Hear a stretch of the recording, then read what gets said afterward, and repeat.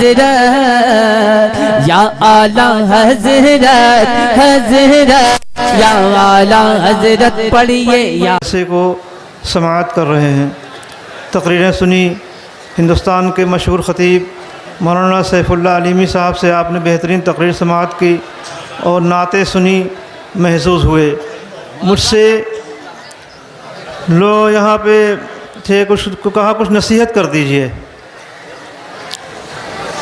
میں کوئی لمبی چوڑی گفتگو نہیں کروں گا، کوئی لمبی چوڑی بات نہیں کروں گا، اور حقیقت تو یہ ہے کہ مجھے تقریر کرنا آتا ہی نہیں، تقریر کرنا ان علماء کا کام ہے۔ میں ایک بہت معمولی آدمی ہوں، ہاں اتنا ضرور ہے کہ بزرگوں کی چوکھٹ کا خادم ہوں، اور کوئی لمبی چوڑی گفتگو نہیں۔ اسی لیے میں نے اپنی گفتگو کا کوئی موضوع نہیں بنایا، چند جملے عرض کروں گا۔ مجھ سے کہا کہ کچھ نصیحت کر دیجئے، تو میں سوچ رہا تھا کیا نصیحت کروں، کیا نصیحت کروں۔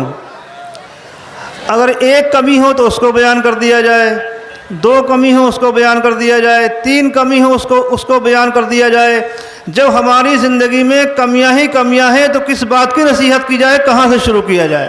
اللہ اکبر، اللہ اکبر۔ میں یہاں پہ آیا، ایک سلسلہ شروع ہو گیا، تانتا بن گیا۔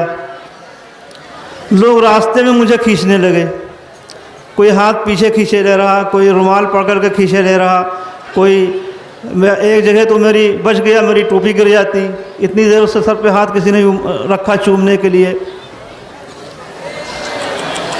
استقبال میرا یہاں آپ نے کیا، نعرے لگائے میرے لیے، کہا نصیحت کر دیجئے، تو استقبال آپ نے کیا، اچھا لگا، ہاتھ پیر چوم رہے، مجھے اچھا لگ رہا۔ لیکن جب نصیحت کی بات آئی تو میں نے سوچا کہ یہ کہہ رہے ہیں نصیحت کر دیجئے، یہ آپ میرے ہاتھ پیر چوم رہے ہیں، میرے قدموں کو بوسہ دے رہے ہیں، میرے اوپر گرے پڑ رہے ہیں۔ میں آپ سے پوچھتا ہوں، آپ میرے ہاتھ پیر چوم رہے ہو، کیا کبھی تم نے اپنی ماں کے قدموں کو چوما ہے؟ کیا بات ہے، سبحان اللہ۔ نعرہ تکبیر، نعرہ رسالت، سرکار ویسے ملت۔ کہہ رہے نصیحت کر دیجئے، تو میں نے کہا یہ میرے ہاتھ پہ چوم رہے ہیں، کیا کبھی اپنے ماں کے قدموں کو چوما ہے؟ تم میرے استقبال میں کھڑے ہو کر کے کود رہے ہو، کیا کبھی اپنے باپ کے احترام میں کھڑے ہوئے ہو؟ ماں تمہارے دو میٹھے بول کے لیے ترسے، میرے قدموں کو چومو۔ باپ تمہارا چارپائی پہ بیمار پڑا ہے، اس کا کہیں باہر سے تھکا ہارا آیا، اس کا استقبال نہیں کر رہے ہو، اور میرے لیے چلا رہے ہو، چیخ رہے ہو۔ یاد رکھو، یہ نصیحت ہے کہ میرے ہاتھ اور پاؤں کا چومنا تمہیں صحیح معنوں میں اسی وقت فائدہ دے گا جب تم اپنی ماں کے قدموں کو چومو گے۔ میرا احترام کرنا، استقبال کرنا تمہیں صحیح معنوں میں اسی وقت فائدہ دے گا جب تم اپنے باپ کا احترام کرو گے۔ یہ نصیحت ہے آج میری آپ سے، میری آج اس جلسے میں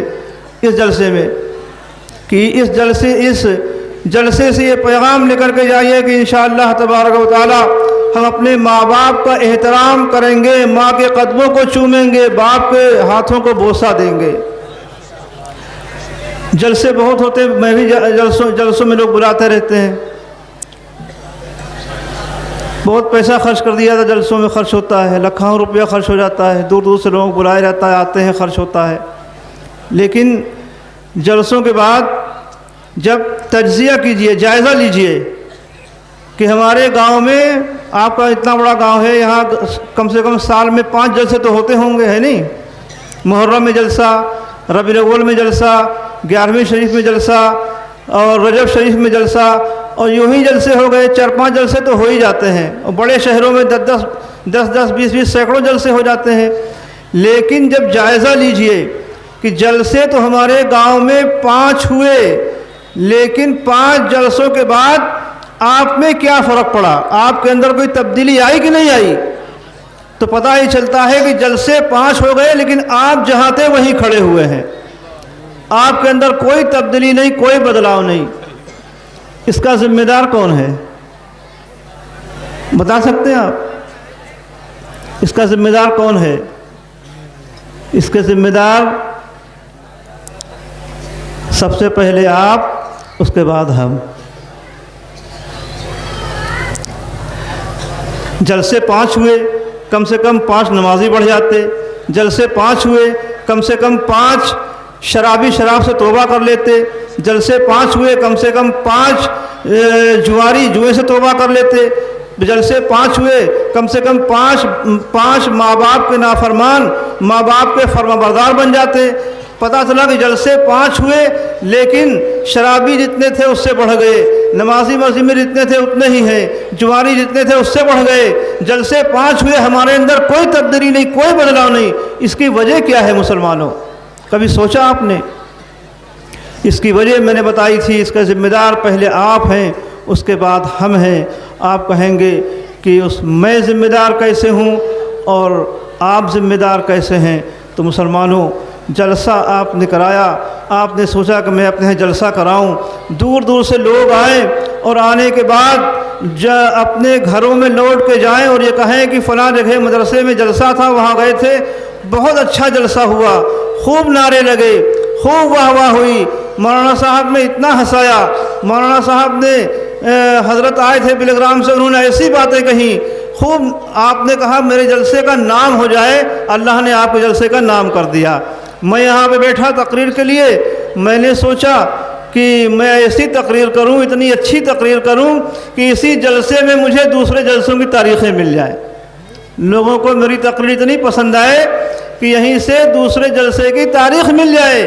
تو پتہ چلا آپ نے شہرت کے لیے کیا، آپ کو شہرت مل گئی، میں نے تاریخوں کے لیے کیا، مجھے تاریخیں مل گئیں، یہیں پہ حساب کتاب برابر ہو گیا۔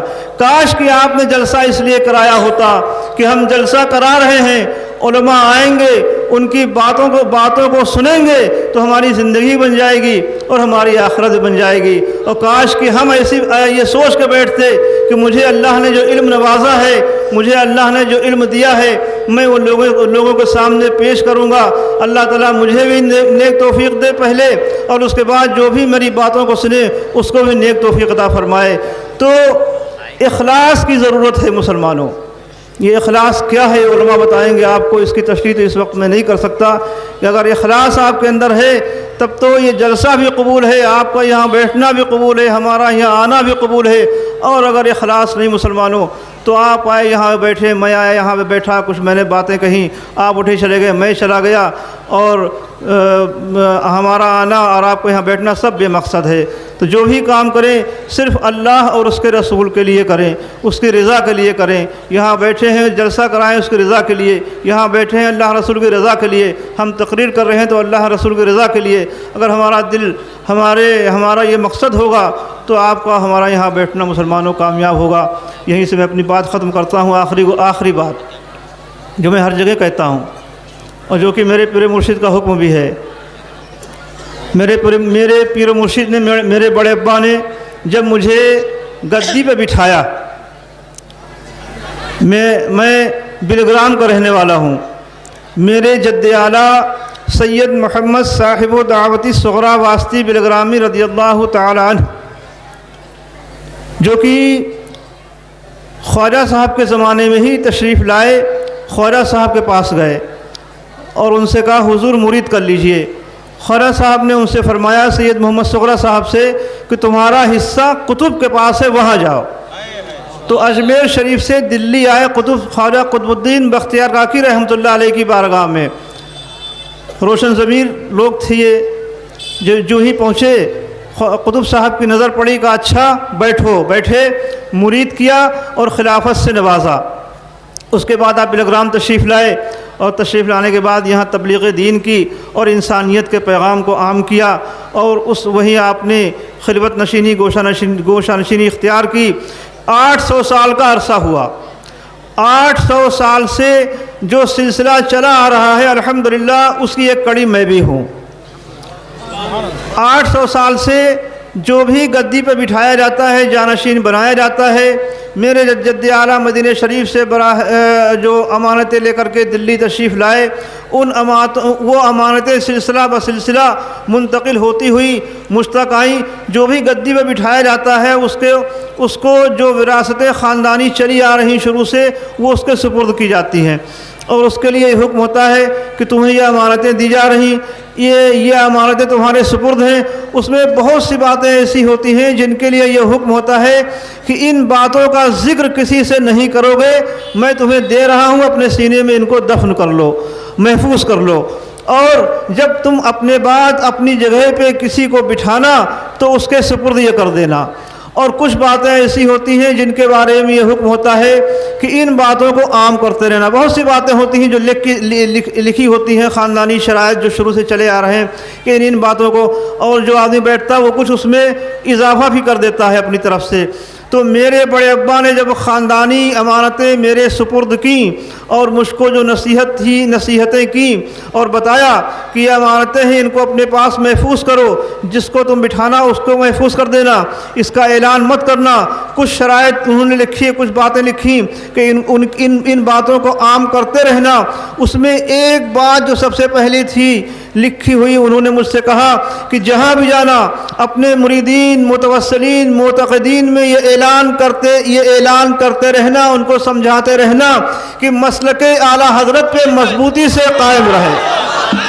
سبحان اللہ، واہ واہ واہ واہ واہ واہ، بہت خوب بہت خوب، زندہ باد زندہ باد۔ مسلک اعلیٰ حضرت پہ مضبوطی سے قائم رہیں، یہ میرے مرشد کا میرے لیے حکم تھا۔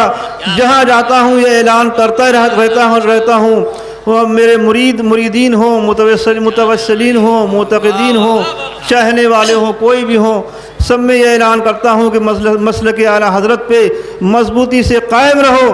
انشاءاللہ تبارک و تعالی اسی پہ چل کے ہماری دنیا اور آخرت سنورے گی، اور مجھے پورا یقین اور بھروسہ ہے اپنے پیرانے سلسلہ کے توسل سے کہ انشاءاللہ تبارک و تعالی ہم مسلک اعلیٰ حضرت پہ مضبوطی سے قائم رہے اور اس پہ ہمارا خاتمہ ہوا تو انشاءاللہ تعالی جس طرح سے ہم اور آپ یہاں پہ جلسے میں بیٹھے ہوئے ہیں، قیامت کے دن بھی اسی طرح سے انشاءاللہ غوث پاک کے دامن کے سائے تلے ہم آپ سب ہوں گے، اور اسی طرح سے غوث پاک کے سائے میں اللہ نے چاہا ہماری آپ کی نجات ہو جائے گی۔ یہیں پہ تو مسلک اعلیٰ حضرت پہ مضبوطی سے قائم رہیں۔ یہ مدرسے کا جلسہ ہے دستاربندی کا، اللہ تعالیٰ اس مدرسے کو خوب ترقی عطا فرمائے، اور جتنے بھی لوگ یہاں پہ حاضر ہوئے اللہ تعالیٰ سب کے نیک جائے مقاصد کو پورا فرمائے، جتنے سب کو تمام زمینی آسمانی بلاؤں سے مصیبتوں سے اللہ تعالیٰ محفوظ فرمائے، سب کو ایمان میں، عمل میں، کاروبار میں، رزق میں اللہ تعالیٰ خوب برکتیں عطا فرمائے۔ یہ بچے جو فارغ ہوئے ہیں اللہ تعالیٰ ان کو دین کا سچا خادم بنائے، اللہ تعالیٰ ہم سب کا خاتمہ ایمان فرمائے۔ وصلی اللہ تعالی علی خیر خلقہ سیدنا محمد وآلہ وصحبہ اجمعین برحمتک یا ارحم الراحمین، لا الہ الا اللہ محمد رسول اللہ۔